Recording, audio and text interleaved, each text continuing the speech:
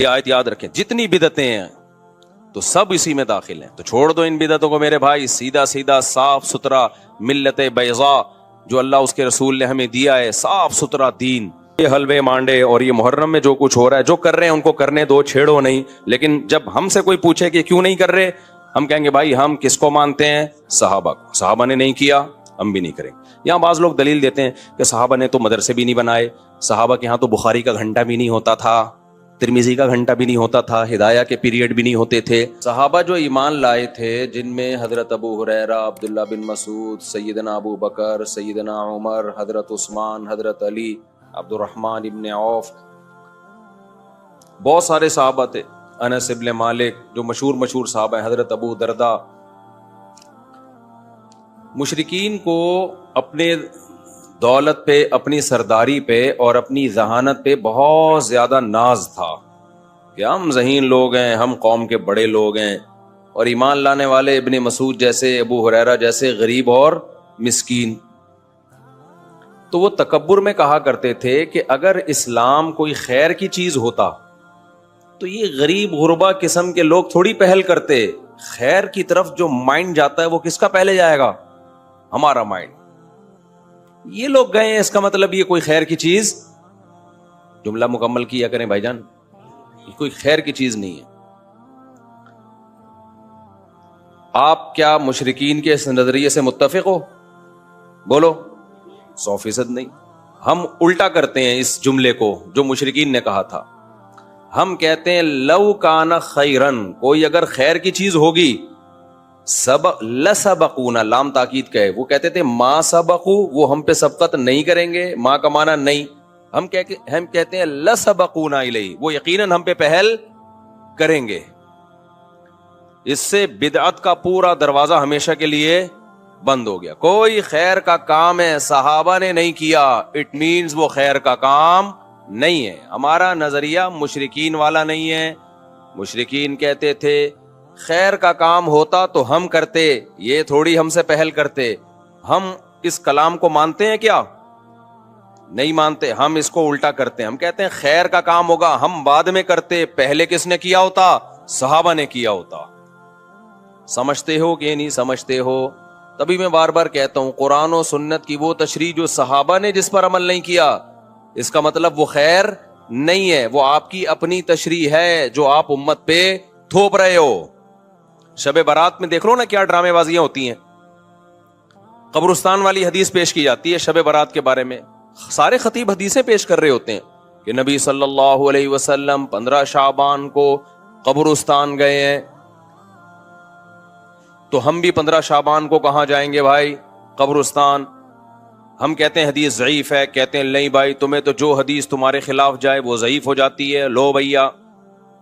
تو آخری جواب کیا ہوگا؟ ارے صحابہ سے دکھا دو کون اس رات قبرستان گیا ہے. کیوں؟ اگر شب برات کو 15 شعبان کو قبرستان جانا خیر کا کام ہوتا تو ابو بکر گئے ہوتے کہ نہیں ہوتے؟ عمر گئے ہوتے کہ نہیں ہوتے؟ عثمان گئے ہوتے؟ علی گئے ہوتے؟ ابن مسعود گئے ہوتے؟ ابو ہریرہ گئے ہوتے؟ جابر بن عبداللہ گئے ہوتے؟ معاذ بن جبل گئے ہوتے؟ سیدہ عائشہ گئی ہوتی؟ سیدہ زینب گئی ہوتی؟ یہاں تو جینٹس بھی جا رہے ہیں اور لیڈیز بھی جا رہی ہیں، اور جتھوں کی شکل میں جا رہے ہیں. اس لیے میرے بھائی یہ بدعت والا کام کیا کرو؟ بولو نا، چھوڑ دو. لو کان خیرن ما سبقونا الیہ. اذان سے پہلے اگر اس کام کی کوئی فضیلت ہوتی جو ہمارے ہاں صلاۃ والسلام پڑھا جاتا ہے بعد میں بھی پہلے بھی، تو بھائی صحابہ کرام اس کام میں ہم پہ پہل کرتے، کیونکہ وہ لوگ خیر پر ہم سے بہت زیادہ حریص تھے. تو دین کو قرآن و سنت کی ایسی تشریح جس میں آپ صحابہ کو بیچ سے ہٹا دیں، وہ تشریح اٹھا کے دیوار پہ دے مارو، چاہے وہ دیکھنے میں کتنی ہی اٹریکٹیو لگے، اس کی دلیل آپ کو کتنی ہی مضبوط لگے. سمجھتے ہو کہ نہیں سمجھتے؟ یہی وجہ ہے کہ بہت سارے فقہا بعض حدیثوں کو چھوڑ دیتے ہیں کہ بھئی ہمیں صحابہ میں اس کا یہ عمل نہیں ملتا، اور بعض کمزور حدیثیں ہوتی ہیں لے لی جاتی ہے. کیوں؟ وعلیہ العمل. وہ دلیل یہ دے رہے ہوتے ہیں اس پر کیا ہے؟ عمل ہے. اور ان سب باتوں کی دلیل جیسے قرآن کی آیت ہے، ایک اور حدیث ہے جو میں بار بار بیان میں بتاتا ہوں. آج میرا ٹاپک نہیں ہے تو میں آگے چلوں گا انشاءاللہ یہ اس کو بیان کر کے. وہ یہ کہ جب نبی صلی اللہ علیہ وسلم نے فرمایا نا امت میں 73 فرقے ہوں گے، کلہم فی النار، سب کے سب جہنم میں سوائے ایک کے. اس حدیث کو اس پہ تو پیش کیا جاتا ہے کہ فرقہ واریت غلط ہے، فرقے نہیں ہونے چاہیے. لیکن جتنے لوگ یہ حدیث پیش کر رہے ہوتے ہیں آدھی بات کرتے ہیں اور آدھی پی جاتے ہیں. یقیناً اس حدیث سے پتہ چلتا ہے صرف ایک جنتی، باقی سارے کہاں؟ بولو نا، جہنم.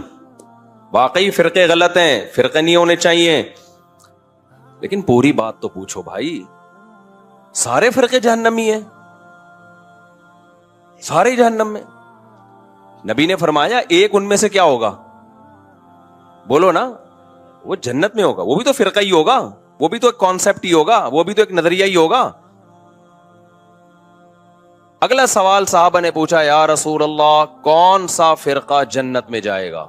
یعنی کلہم فی النار، سارے جہنم میں، تو ایک جو جنت میں ہوگا وہ کون سا ہوگا؟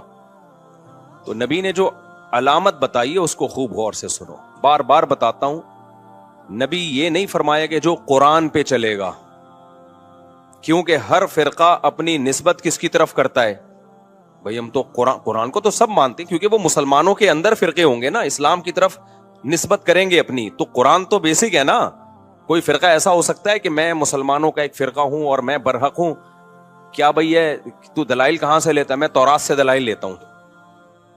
میں جب ریفرنس دوں گا تورات اور انجیل کے دوں گا، تو لوگ کہیں گے یار تو جڑ سے ہی ختم ہو گیا. اس لیے قرآن کے نام پہ تو ہر شخص کوئی صحیح تشریح کرتا ہے اور قرآن کے نام کا کوئی منجن بیچتا ہے. اس لیے نبی نے یہاں قرآن کا نام نہیں لیا. یقیناً قرآن پہ چلنا ہی والا ہی برحق ہوگا، لیکن یہاں نبی تو بتا رہے ہیں نا کہ ان 73 میں ٹھیک کون سا ہوگا. تو اس کی سلیکشن کا آسان طریقہ بتایا جائے. اگر آپ بتا دیتے جو قرآن پہ چلے گا تو ہر شخص دعویٰ کیا کر رہا ہے؟ قرآن. پروفیسر غامدی صاحب بھی کہتے ہیں میں قرآن کو مانتا ہوں. وہ حضرت عیسیٰ کی موت کے دلائل بھی قرآن سے دے رہے ہوتے ہیں، حالانکہ قرآن سے ان کی موت کے دلائل، لیکن باتوں کو گھما دیا. پبلک کو تو نہیں قرآن کی سنت کا زیادہ پتا ہوتا.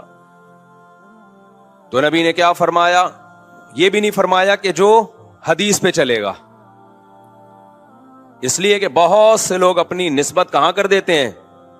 حدیث کی طرف. لیکن حدیث کی وہ ایسی تشریح کر رہے ہوتے ہیں جو صحابہ سے ثابت نہیں ہوتی. اس لیے پوری بات نبی نے فرمائی، ما انا علیہ و اصحابی، جس پر میں ہوں اور میرے صحابہ. میں کا کیا مطلب؟ قرآن پہ تو چلنا ہے، لیکن قرآن پہ اس طرح سے چلنا ہے جیسے میں چلا. قرآن کی کوئی ایسی تفسیر مارکیٹ میں نہ لے آنا جو میرے زمانے میں نہ ملتی ہو، جس پر میرا عمل نہ ہو، اور میرے عمل کی ایسی تفسیر نہ لے آنا جو صحابہ سے ثابت نہ ہو. تبھی تو میں بار بار جو چیلنج کرتا ہوں نا، 3 طلاق ایک نہیں ہوتی، اس پہ بہت سارے اب میرے خلاف کلپ آنے لگے. ابے کسی ایک صحابی سے دکھا دو نا یار جس نے 3 طلاقوں کو ایک کہا ہو، دکھا دو نا آپ. اور حدیث کی کتابوں میں 3 کو 3 کہنے کے فتوے بھرے ہوئے ہیں، اس کا کوئی جواب نہیں دیتا. گھماتے رہتے ہیں ایکچولی یوں کر کے. چھوڑو تم قرآن و سنت کو، تم یہ بتاؤ قرآن و سنت کی وہ تشریح معتبر ہے جو صحابہ کی تھی، یا تمہاری اپنی معتبر ہے؟ تو خیر یہ تو بیچ میں ضمناً ایک مسئلہ آ گیا، لیکن یہ پورا اصول ہے، یاد رکھو. آپ صحابہ کو بیچ سے نکال کے اگر ڈائریکٹ قرآن و سنت پہ چلنے کی کوشش کرو گے، لیبل قرآن و سنت کا ہوگا، لیکن وہ قرآن و سنت کی آپ کی ذاتی تشریح ہوگی جو آپ اٹھا کے امت پہ تھوپ رہے ہوگے. سمجھتے ہو کہ نہیں سمجھتے؟ اور صحابہ کا کسی مسئلے پہ اجماع ہو جائے وہ تو پھر انف، کیونکہ نبی صلی اللہ علیہ وسلم کی صحیح حدیث ہے، سب اس کو مانتے ہیں، لا تجتمع امتی علی ضلالہ، میری امت کبھی گمراہی پہ جمع نہیں ہو سکتی، کسی بھی دور میں نہیں ہو سکتی. یہ کسی زمانے کے ساتھ خاص نہیں ہے، کوئی بھی دور آ گیا نا امت کسی ایک مسئلے پر ہو گئی، اب حق اس میں منحصر ہے. کیونکہ اگر ہم مان لیں کہ یہ غلط مسئلے پر جمع ہو گئی تو اس کا مطلب امت گمراہ ہے، پوری امت گمراہ، جبکہ پوری امت گمراہ نہیں ہو سکتی. تو اجماع میں سب سے پہلے درجے کا اجماع کس کا ہے؟ صحابہ کا، پھر بعد والے لوگوں کا، پھر بعد والے لوگوں کا.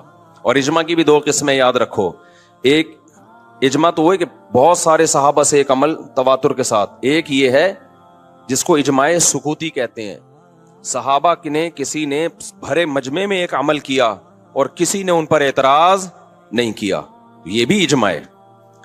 تو یہ چند اصول اچھی طرح سے سمجھیں, اور یہ یاد رہے گی نا, لو کان خیرا ما سبقونا الیہ.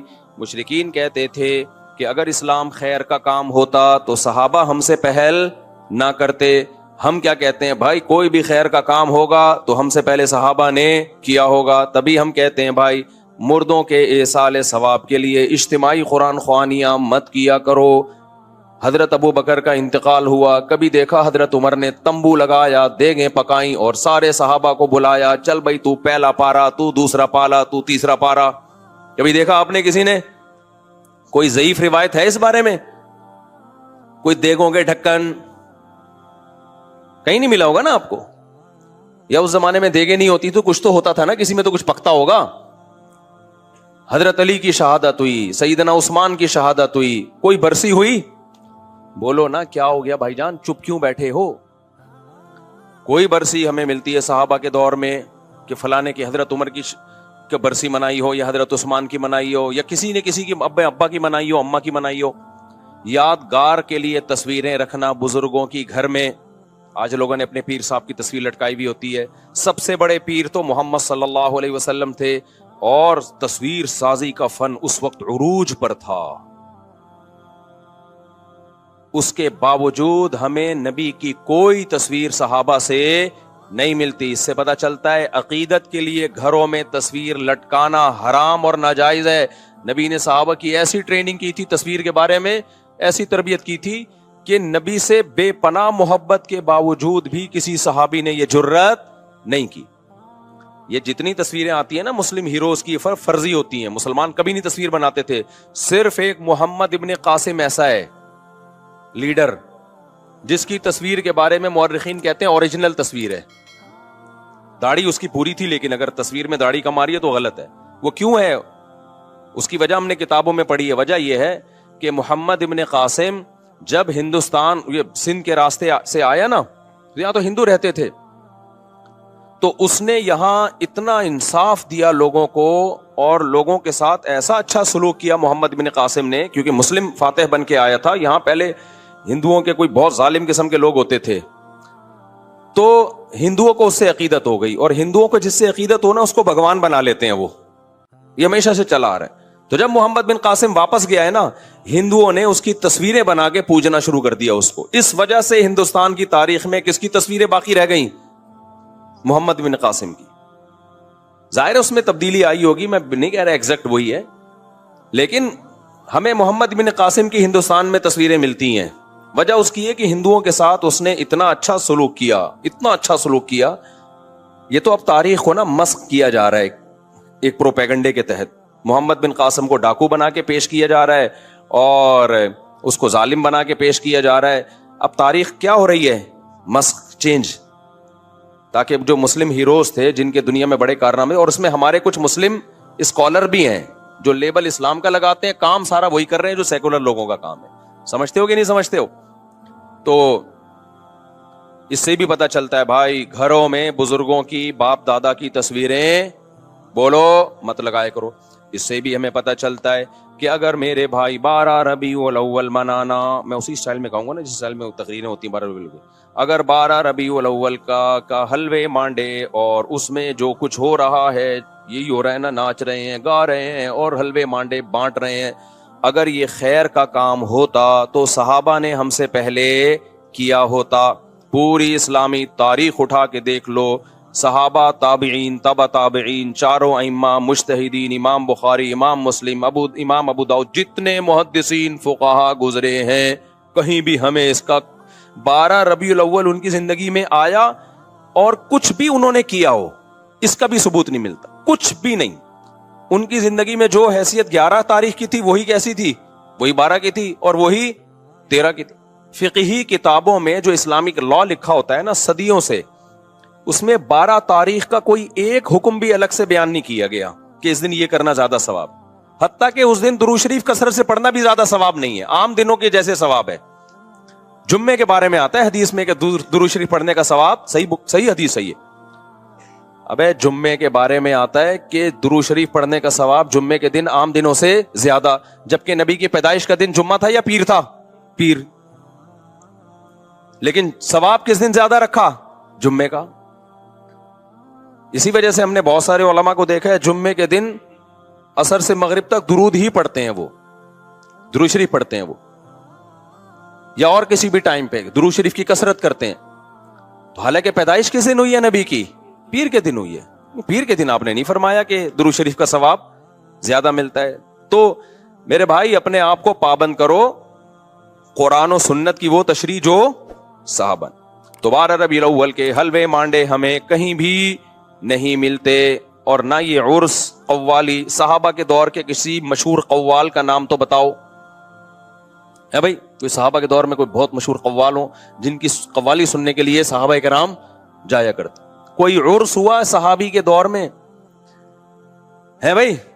کوئی عرس ہو رہا ہو کہ جی، یا آج کل نا وہ بھی آ رہا ہے انٹرنیٹ پہ بڑی چیزیں آ رہی ہوتی ہیں، وجد آ رہا ہے، اچھل رہے ہیں دائیں بائیں، کوئی ایک دم ہوا. تو کوئی صحابہ کے دور میں کسی کو وجد آیا کہ جی وہ قوالی چل رہی ہو، دھمال ہوا، اور وہ حضرت عمر تو رکھ کے تھپڑ لگاتے اگر کسی کو ہوتا نا ایسے کہ انسان کا بچہ بن کے بیٹھ جائے، کیا کر رہے تو یہاں پہ، کیا ڈرامہ لگایا ہوا ہے یار، یہ کیا پن لگا کے رکھا ہوا ہے وہی کلپ چلا دو اس کے ساتھ. جب بھی کوئی ایسی قوالی میں اچھل کود کر رہا ہو نا تو لندن والے کا وہ کلپ لگا دو، کیا پن لگا کے رکھا. وہ پورا جملہ مسجد کی وجہ سے میں نہیں کہہ پا رہا، کیا پن لگا کے رکھا ہوا ہے وہ چلا دیا کرو ساتھ میں. تو یہ عرس ہو گئے، قبروں پہ قوالیاں ہو گئیں، دھمال ہو گئے، اور یہ جو ٹوپی ڈرامے ہو رہے ہیں، اور بچارے بن سج کے شب برات کو قبرستان جا رہے ہوتے ہیں. چھوڑ دو میرے بھائی یہ کام. قبرستان جب تمہیں پٹے پہ ڈال کے لے کے جائیں گے نا وہی ٹھیک ہے. اس سے پہلے جانا ہے دن میں جاؤ. قبرستان رات کو جانے کی کا موقع نہیں ہے، دن میں جاؤ اور تنہائی میں جاؤ. نبی صلی اللہ علیہ وسلم نے فرمایا فَزُورُوهَا فَإِنَّهَا تُذَكِّرُ الْآخِرَةَ. قبرستان جایا کرو، اس سے آخرت کی یاد تازہ ہوتی ہے. وہاں جا کے کیا کرنا ہے؟ مرحوم جتنے ہیں ان کے لیے دعا کرنی ہے. سب سے پہلے تو ان کو سلام کرنا ہے، السلام علیکم یا اہل القبور، اے قبر والو تم پر سلامتی ہو. اس کا مطلب یہ نہیں کہ وہ قبر والے سن رہے ہوتے ہیں، وہ تو اللہ پہنچا دیتا ان کو سلام. تو یا اہل القبور یہ اختلافی مسئلہ ہے، اس میں پھڈے میں نہ پڑ جانا. یا اہل القبور، اے قبر والو تم پر سلامتی ہو. آگے جملہ بڑا ڈینجرس ہے، وہ بھی بول لیا کرو، انتم لنا سلف، تم پہلے چلے گئے، ونحن وإنا ان شاء اللہ بکم لاحقون، اور ونحن بکم خلف، اور ہم تمہارے بعد آنے والے ہیں. وإنا ان شاء اللہ بکم لاحقون، اللہ نے چاہا تو عن قریب ہم بھی یہیں پہنچنے والے ہیں. بہت ڈر لگے گا، کپ کپانے لگو گے، یہ کیا باتیں کر رہا ہوں میں، لیکن بھائی ایسا تو یہ تو ہوگا. تو اس سے عبرت حاصل ہوتی ہے کہ بھائی ہم نے بھی ایک دن یہاں سے پتلی گلی سے نکلنا ہے. تو یہ کام کیا کرو قبرستان میں جا کے. اور یہ جتھے بنا کے جانے میں، جتھوں میں تو کیا ہوتا ہے، گپیں لگ رہی ہوتی ہیں، اور سنا یار یہ گھڑی کہاں سے خریدی، موبائل وہی پرانا چل رہا ہے، ابھی تو نیا آ چکا ہے. تو کیا عبرت حاصل ہوگی میرے بھائی. اور زیادہ عبرت حاصل کروانی ہے تو کوئی بندہ پیچھے بٹھا دو. جب آپ جاؤ نا بولو السلام علیکم یا اہل القبور، واپس وہاں سے آواز آئے وعلیکم السلام بھائی عبد الغفور. پھر جو عبرت حاصل ہوگی انشاءاللہ سارے صغیرہ کبیرہ گناہ سے توبہ کی ہمیشہ توفیق مل جائے گی، کیونکہ آپ کو لگے گا کہ قبر سے رپلائے آ گیا ہے. پھر تو ایسا انسان کے بچے بنو گے نا ساری زندگی. تو خیر یہ آیت یاد رکھیں، جتنی بدعتیں ہیں تو سب اسی میں داخل ہیں. تو چھوڑ دو ان بدعتوں کو میرے بھائی. سیدھا سیدھا صاف ستھرا ملت بیضاء جو اللہ اس کے رسول نے ہمیں دیا ہے، صاف ستھرا دین. تو جو نبی صلی اللہ علیہ وسلم اور صحابہ سے منقول ہے، یہ ربیع محرم میں بھی یہی ہے. ہمارے نبی صلی اللہ علیہ وسلم نے نوحہ کرنے سے منع کیا ہے. صحیح حدیثیں جن پر لعنت کی گئی ہے. اہل بیت کبھی بھی میتوں پہ چیخے نہیں مارتے تھے، کبھی بھی نوحے نہیں کرتے تھے، صبر کر کیا ہے انہوں نے. تو ہمیں بھی کیا حکم ہے میرے بھائی، نہ ہم نے برسیاں منانی ہیں، اور نہ ہم نے گریبان چاک کرنے ہیں، نہ ہم نے سینوں کو پیٹنا ہے. اور ویسے بھی شہید تو زندہ ہوتا ہے، اور ہم زندہ جاوید کا ماتم نہیں کرتے. سمجھتے ہو کہ نہیں سمجھتے؟ تو ہم نے بھائی صحابہ کو فالو کرنا ہے، ہمارے پاس جو دین چلا آ رہا ہے. اور پھر بار بار کہتا ہوں کسی کے مسلک کو چھیڑو نہیں، اپنے کو چھوڑو نہیں. یہ اس لیے نہیں کہتا اپنا غلط ہے اس لیے نہیں چھوڑو، اپنا صحیح ہو تو اس صحیح کی بات کر رہا ہوں، چھیڑنے سے منع کر رہا ہوں. کیونکہ آپ دلیل کی دنیا میں بات اپنی دنیا کے سامنے رکھ دو، بس اتنا تو چھیڑنا ضروری ہے. آگے بحث مباحثہ کرنے کی کوشش مت کرو، اس سے اختلاف پیدا ہوتا ہے، جھگڑے پیدا ہوتے ہیں، ملک میں فساد پیدا ہوتا ہے. یہ مطلب ہے میرا کہ دوسرے کو چھیڑو نہیں. سمجھتے ہو کہ نہیں سمجھتے؟ اور اپنے کو چھوڑو نہیں کا مطلب یہ نہیں کہ اگر اپنا غلط ہونا ثابت ہو جائے تو بھی نہیں چھوڑو. تو اپنے سے میری مراد ہمارا اپنا، جس کو ہم صحیح سمجھتے ہیں، اس کے بارے میں ہم کہہ رہے ہیں. میری ہر چیز کو لوگ غلط لے کے جاتے ہیں کہ اچھا تمہارا مسئلہ غلط ہو تو بھی نہیں چھوڑو. غلط ہونا ثابت ہو جائے گا 2 منٹ میں چھوڑ دیں گے انشاءاللہ. ثابت تک کرو میرے بھائی، تمہارے کہنے سے تھوڑی ثابت ہوگا. کیونکہ ہمیں فخر ہے کہ ہم ائمہ اربعہ کو فالو کرتے ہیں، چاروں اماموں کو مانتے ہیں برحق. اور ائمہ اربعہ نے قرآن، سنت اور کس کو اصل بنایا؟ صحابہ کو. وہ قرآن و سنت کی وہ تشریحات نہیں کرتے جو صحابہ سے ثابت نہ ہو. اسی وجہ سے 99% امت انہی کو ہمیشہ سے فالو کرتی آ رہی ہے. باقی ان میں کوئی فروعی اختلاف ہے تو وہ اختلاف جب ہی ہوا ہے جب دلائل دونوں طرف تھے. کسی نے ایک کو ترجیح دے دی، دوسری میں تعویل کر دی، کسی نے دوسری کو ترجیح دے دی، اس میں تعویل کر دی، اور ان سے نکل گئے تو بے لگام اونٹ. دیر آگے ہر شخص ایک نیا فرقہ ہے، ہر آدمی کا قرآن حدیث دوسرے سے الگ. اور آگے جو نسلیں برباد ہوں گی، کوئی مرتب لا ہی نہیں ہے، کوئی مرتب فقہ ہی نہیں ہے، کوئی A to Z مسائل کی کوئی ایک کتاب ہی نہیں ہے. تو کیا پھر اس مفتی سے پوچھو وہ کچھ، ادھر سے پوچھو وہ کچھ، ادھر سے پوچھو وہ کچھ، تو برباد ہو جائے گی پھر تو امت بھائی. تو کوئی مرتب چیز ہوگی تو اس کو فالو کیا جائے گا نا. کوئی مرتب لا ہی نہیں ہے تو کہاں سے فالو کیا جائے گا اس کو؟ چلیں بھائی ہم آگے چلتے ہیں. یہ آیت ہو گئی.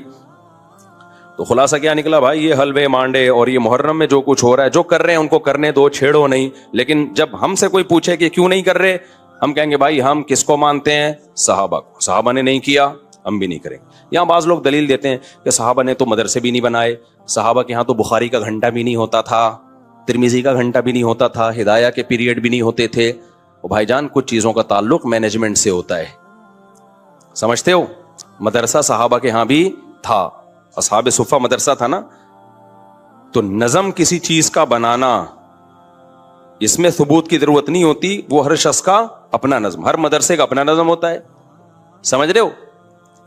پہلا پیریڈ کسی کے ہاں بخاری کا ہوگا، دوسرا ترمذی کا. کسی کے ہاں پہلا ترمذی کا ہوگا، دوسرا بخاری کا. کسی کے ہاں 1 گھنٹے کا پیریڈ ہوتا ہے، کسی کے ہاں 45 منٹ کا ہوتا ہے. کسی کے ہاں دیسی سٹائل ہوتا ہے، پیریڈ سسٹم ہی نہیں ہوتا، سسٹم ہوتا ہے ان کے ہاں. خیر، تو یہ مینجمنٹ سے ان چیزوں کا تعلق. اس کی مثال ہے جیسے گھڑی. اب ہم نے لگا دیا 8:30 بجے عشاء کی نماز ہوگی. کوئی کہ صحابہ کے دور میں تو گھڑیاں نہیں ہوتی تھی. اب بھائی جان یہ سوال کیا ہے؟ تو گھڑی ایجاد ہی نہیں تھی تو ہوتی کہاں سے؟ جبکہ ربیع الاول تو صحابہ کے دور میں بھی تھا. یا تو آپ کہتے ہیں ربیع الاول ایجاد ہی ابو ہے، تو وہ اس دور میں بھی تھا، اب بھی ہے. تو کچھ لوگ عجیب سے باتیں کر رہے ہوتے ہیں، کہتے ہیں اس دور میں گھڑیاں نہیں تھی تو گھڑی بھی. جہاز تھے کیا؟ تو جہاز بھی بدعت ہے. بھائی اس دور میں بھی سواری تھی، آج بھی کیا ہے؟ سواری ہے. سواری مقصد تھوڑی ہے، وہ تو ذریعہ مقصود ہے.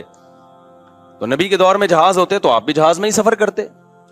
تو بدعت کا مطلب کسی چیز کو دین سمجھ کے کیا جائے. سمجھتے ہو؟